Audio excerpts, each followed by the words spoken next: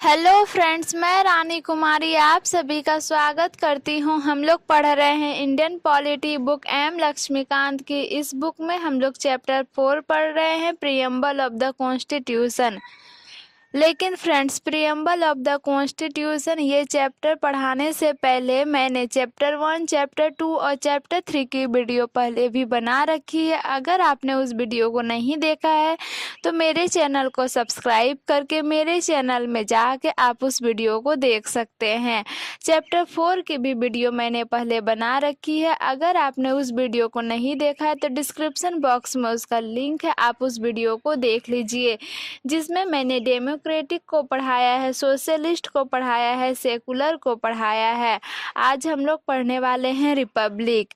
लेकिन फ्रेंड्स, उससे पहले अगर आपने मेरे चैनल को लाइक, शेयर और सब्सक्राइब नहीं किया है तो प्लीज़ मेरे चैनल को लाइक, शेयर और सब्सक्राइब जरूर कर दे।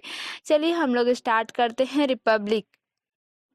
तो रिपब्लिक में है क्या कि फ्रेंड्स, रिपब्लिक का मतलब ये होता है कि आपका हेड ऑफ स्टेट जो है वो है इलेक्टेड, ना कि पहले से फिक्स है कि कौन है। तो डेमोक्रेटिक पॉलिटिक दो तरीके की होती है। एक होती है मोनार्की। आज की डेट में इंग्लैंड में मोनार्की है। मोनार्की मतलब एक खानदान का इंसान गद्दी पर बैठेगा। तो आज के डेट में भी इंग्लैंड में किंग और क्वीन होते हैं, हालांकि उनके पास रियल पॉलिटिकल पावर नहीं है। रियल पॉलिटिकल पावर वहाँ के प्राइम मिनिस्टर के पास है इंग्लैंड में। लेकिन फिर भी वो मोनार्की है, क्योंकि वहाँ के जो हेड ऑफ स्टेट है वो एक खानदान के हैं, तो किंग और क्वीन है। इंडिया में क्या है? तो इंडिया में रिपब्लिक है। हमारे प्रेसिडेंट इलेक्ट होके आए हैं, भले इनडायरेक्ट इलेक्शन से इलेक्ट होके आए हैं, लेकिन इलेक्ट होके आए हैं, तो हम हैं रिपब्लिक। तो हमारे यहाँ पे इंडिया में किसी भी तरीके की हेरिडिटेरी पोजीशन नहीं है। लेकिन मोनार्की में एक हेरिडिटेरी पोजीशन होती है। यूएसए में भी इसी तरीके की कि यूएसए में भी किसी भी तरीके की कोई हेरिडिटी पोजीशन नहीं है। उनका जो प्रेसिडेंट है हमेशा से इलेक्ट होता है, पर उनका जो डेमोक्रेसी है यूएसए का वो प्रेसिडेंशियल डेमोक्रेसी है, और हमारे यहाँ पे पार्लियामेंट्री डेमोक्रेसी है। तो ये होता है रिपब्लिक। रिपब्लिक मतलब हेड ऑफ द स्टेट को चुना गया हो। वहाँ पे रिपब्लिक के दो मतलब बताए गए हैं एम लक्ष्मीकांत जी के बुक में। तो एक रिपब्लिक का मतलब बोला है गया है कि पॉलिटिकल सोवरेनिटी और जो रियल पावर है उस पावर को आप लोगों के हाथ में दो। किसी एक सिंगल पर्सन या किंग के हाथ में आप उस पावर को नहीं दे सकते। चूंकि किसी एक सिंगल पर्सन या किंग के हाथ में पावर को दे दोगे तो वह डिक्टेटरशिप हो जाएगी। तो रिपब्लिक मतलब पॉलिटिकल लोगों के political power is the hands of people. तो लोगों के पास यह हक है कि 5 साल बाद ये वोट में सरकार को हटा सकते हैं, वोट डाल के सरकार को हटा सकते हैं, या फिर वोट डाल के किसी पार्टी को जिता सकते हैं, सरकार बना सकते हैं। और फिर रिपब्लिक का दूसरा मतलब है कि किसी भी तरीके की कोई प्रिविलेजेस क्लास को आज की डेट में हमारे इंडियन सोसाइटी में नहीं है। कोई भी प्रिविलेजेस क्लासेस मतलब कि किसी एक को ज़्यादा इम्पोर्टेंस देना, किसी एक क्लास को, ये आज की डेट में हमारे इंडियन सोसाइटी में नहीं है। पहले जो होता था ना, राजे रजवाड़े, कुछ नहीं है। आज की डेट में सब बराबर हैं। मतलब पहले जो क्लासेस होती थी, राजा रजवाड़े होते थे, उनके टाइटल लगते थे। आज के डेट में वैसा कुछ नहीं है। आज सब बराबर है। आज के डेट में there is absence of any privileged class. और जितने भी पब्लिक ऑफिसेस हैं उन पब्लिक ऑफिसेस में लोग इनडिस्क्रिमिनेट तरीके से कंटेस्ट कर सकते हैं। आ सकते हैं, तो यूपीएससी का एग्ज़ाम निकलता है बिना किसी प्रिविलेजेस के। सबको अलाउ है कि जो भी भारत के सिटीजन है वो एग्ज़ाम को दे सकता है। यहाँ पे रिजर्वेशन को कंसीडर मत कीजिए फ्रेंड्स।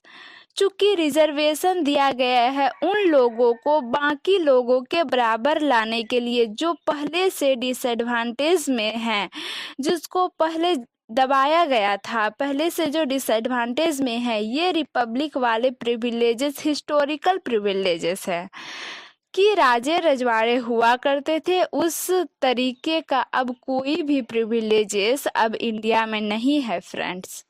चलिए हम लोग देख लेते हैं अब जस्टिस को। तो जस्टिस में है क्या कि जब भी जस्टिस की बात होती है हमारी प्रियम्बल में, तो 3 तरीके की जस्टिस की बात की गई है। एक है सोशल जस्टिस, एक है इकोनॉमिक जस्टिस और एक है पॉलिटिकल जस्टिस। और तीनों तरीके की जस्टिस को हम लोग अलग अलग तरह की प्रोविज़न से मीट करते हैं। तो कुछ जस्टिस फंडामेंटल राइट से मीट होंगे, कुछ जस्टिस डीपीएसपी यानी directive principle of state policy से मीट होंगे। अगर आपको सोशल जस्टिस चाहिए, अगर हमारे संविधान को सोशल जस्टिस देना है लोगों को, तो सोशल जस्टिस कैसे दिया जाएगा? अगर हमारे संविधान को सोशल जस्टिस देना है लोगों को, तो सोशल जस्टिस कैसे दिया जाएगा? तो कास्ट के बेसिस पे कोई डिस्क्रिमिनेशन नहीं होना चाहिए, कलर के बेसिस पे कोई डिस्क्रिमिनेशन नहीं होना चाहिए, रेस के बेसिस पे कोई डिस्क्रिमिनेशन नहीं होना चाहिए, जेंडर के बेसिस पे कोई डिस्क्रिमिनेशन नहीं होना चाहिए। फिर उसके बाद किसी भी सोसाइटी को स्पेशल प्रिविलेजेस देने की ज़रूरत नहीं है। तो absence of privileges is also very important social justice। तो जो हमारे सोसाइटी के जो बैकवर्ड क्लासेस हैं, जैसे कि एसटी, एससी, ओबीसी, इनकी मदद के लिए रेगुलर प्रोविज़न की जानी चाहिए, क्योंकि ये जो है ना, इस क्लासेस को पहले दबाया गया था, पहले ये डिसएडवांटेज में थी। तो इसकी मदद के लिए रेगुलर प्रोविज़न की जानी चाहिए ताकि उसको बराबर में ला सके, उसको बाकी लोगों के बराबर ला सके। आपको पता है कि हमारी सोसाइटी में वोमेन को भी दबाया गया, लेकिन हमारे देश में जो वोमेन की स्थिति है अभी धीरे धीरे सुधर रही है, लेकिन जब तक पूरी सुधर नहीं जाती तब तक इनके फेवर में डिसीजन ली जानी चाहिए सरकार के द्वारा। ये होता है सोशल जस्टिस फ्रेंड्स। फिर हम लोग देख लेते हैं इकोनॉमिक जस्टिस। इकोनॉमिक जस्टिस क्या बोलता है? तो इकोनॉमिक जस्टिस बोलता है कि इकोनॉमिक फैक्टर पे डिस्क्रिमिनेशन नहीं होना चाहिए।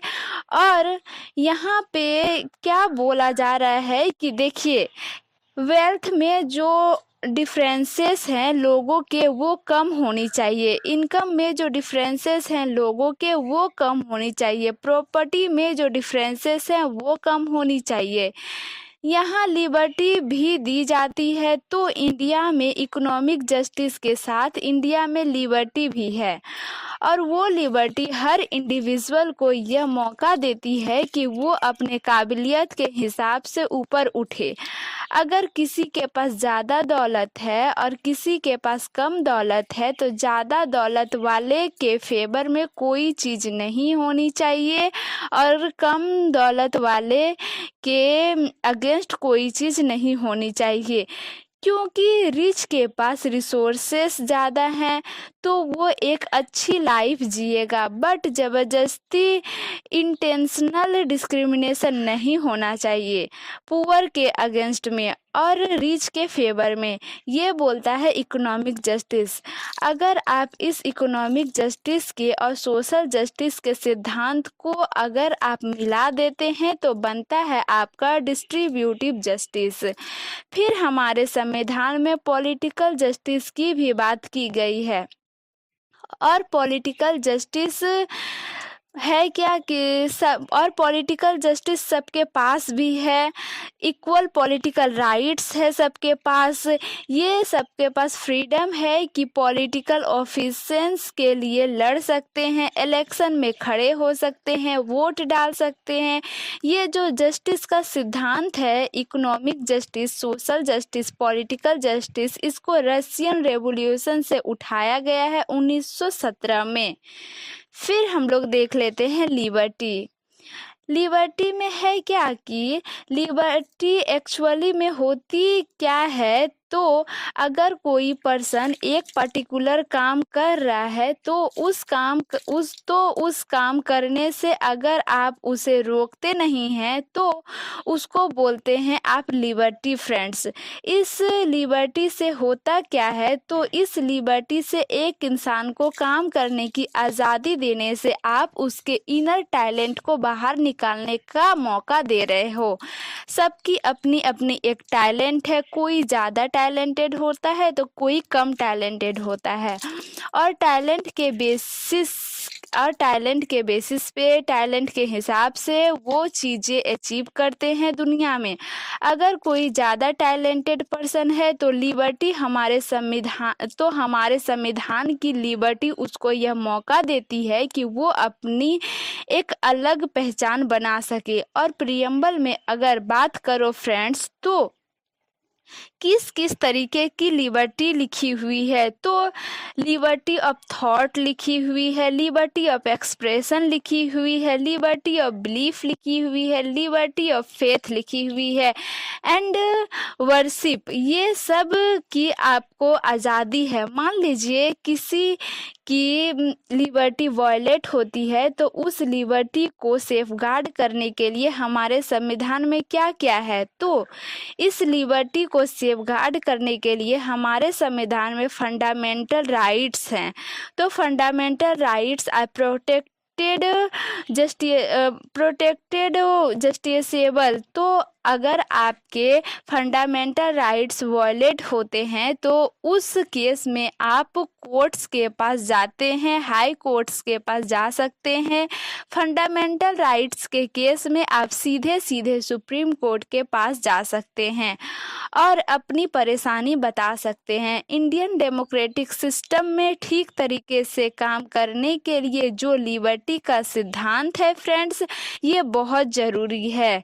लेकिन एक बात याद रखिएगा कि इस लिबर्टी में लिमिटेशन है। लिमिटेशन ये है कि आपके लिबर्टी किसी और को परेशान ना करे, यानी कि आप अपनी लिबर्टी को प्रैक्टिस कर रहे हैं तो दूसरों को कोई परेशानी नहीं होनी चाहिए। आपके लिबर्टी के कारण दूसरों को कोई परेशानी नहीं होनी चाहिए। दूसरों को परेशान करना इंक्लूडेड नहीं है। तो इसका मतलब क्या हुआ कि liberty of an individual is not absolute नहीं है। इट इज क्वालिफाइड है। ओके, ये क्वालिफाइड है फ्रेंड्स। ओके, ये जो लिबर्टी के इक्वलिटी के और फ्रेटर्निटी के जो सिद्धांत है हमारे संविधान में लिखे हुए हैं, ये उठाए गए हैं फ्रेंच रेवोल्यूशन से। फ्रेंच रेवोल्यूशन 1789 से 1799। फिर हम लोग देख लेते हैं इक्वलिटी को। तो इक्वलिटी का मतलब ये है कि सोसाइटी में किसी एक पर्टिकुलर सेक्शन की फेवर में कोई स्पेशल प्रिविलेजेस ना हो, हर कोई आपस में बराबर हो, तो इसको बोलते हैं इक्वलिटी। तो आपके पास अपॉर्चुनिटी की इक्वलिटी हो, आपके पास ये इक्वलिटी है कि आप इस सोसाइटी में बिना किसी डिस्क्रिमिनेशन के रह सकते हैं। हमारे प्रियम्बल में लिखा है कि all citizen of India equality of status and opportunity equality की बात आए फ्रेंड्स, तो 3 तरीके की इक्वलिटी की बात की गई है फ्रेंड्स। एक है सिविक इक्वलिटी आपकी, और एक है पॉलिटिकल इक्वलिटी, और एक है इकोनॉमिक इक्वलिटी। सिविक इक्वलिटी के लिए हमारे संविधान में क्या क्या है फ्रेंड्स, तो article 14 of the Indian constitution जो कहता है कि हर कोई लोग के सामने सेम है। Article 15 of the Indian constitution जो कहता है कि धर्म के आधार पे, रेस के आधार पे, जाति के आधार पे, जेंडर के आधार पे आपके अगेंस्ट कोई डिस्क्रिमिनेशन नहीं किया जाएगा। फिर आर्टिकल 16 जिसमें पब्लिक एम्प्लॉयमेंट यानी कोई सरकारी नौकरी या किसी ऐसी नौकरी जिसको सरकार ने बनाया है उसमें जो अपॉर्चुनिटी होगी सबको इक्वल मिलेगी।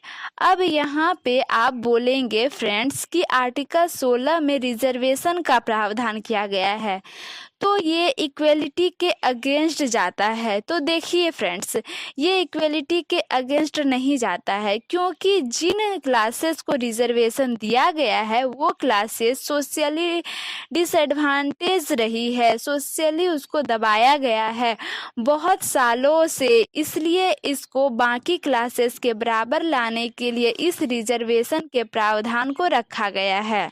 फिर आर्टिकल 17 इसमें एबोलिशन ऑफ अनटचेबिलिटी की बात की गई है। ये सब सिविक इक्वलिटी है।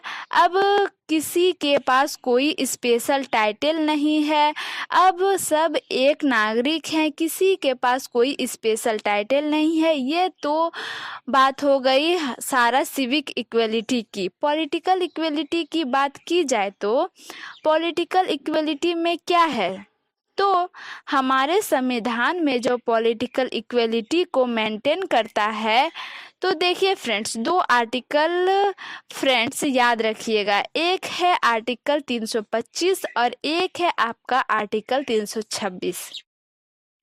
तो आर्टिकल 325 बोलता है कि अगर इलेक्टोरल रोल में आपका नाम आना है तो इलेक्टोरल रोल में नाम आने का मतलब है कि किसी एक कॉन्स्टिट्यूएंसी में आप एक नागरिक हैं और आप उस कॉन्स्टिट्यूएंसी के स्टेट लेजिस्लेटिव असेंबली और लोकसभा में इलेक्शन में अपना वोट डाल सकते हैं। तो उस इलेक्टोरल रोल में आपका नाम किसी धर्म के आधार पर, जाति के आधार पर, रेस के आधार पर नहीं हटाया जा सकता। यानी कि आप किसी भी जाति के हो, किसी भी धर्म के हो, किसी भी रेस के हो, आपका नाम उस इलेक्टोरल रोल में आएगा। ये आर्टिकल 325 में लिखा हुआ है। आर्टिकल 326 में लिखा हुआ है कि adult suffrage, universal adult suffrage, ये बोलता है कि every adult citizen is entitled to cast his her vote in all state election unless that citizen is convicted. इसमें होता है कि जब तक आपके पास कोई सीरियस क्रिमिनल ऑफेंस नहीं है, जब तक आपके पास कोई सीरियस क्रिमिनल ऑफेंस नहीं है, या जब तक आपको अनसाउंड माइंड का नहीं मान लिया गया है, तब तक आपको आपका वोट कास्ट करने से नहीं रोक सकता है। ये है आर्टिकल 326 में इकोनॉमिक इक्वेलिटी। अब देखिए फ्रेंड्स, तो इकोनॉमिक इक्वेलिटी को फंडामेंटल राइट्स में नहीं डाला जा सकता क्योंकि वो लिबर्टी के साथ वायलेट होता है। Article 39 of directive principle of state policy ये बोलता है कि सारे मेन और वोमेन को इक्वल राइट्स मिलेंगे और इक्वल वर्क के लिए उनको इक्वल पे मिलेंगे। ये आर्टिकल 39 में लिखा है। खास बात ये है कि ये directive principle of state policy में लिखा है और आपको पता है directive principle of state policy are non justiciable. कल हम लोग पढ़ेंगे फ्रेंड्स फेटर्निटी के बारे में। आज के लिए इतना ही। आपको वीडियो कैसी लगी आप कमेंट करके ज़रूर बताएं। Thanks for watching. जय हिंद।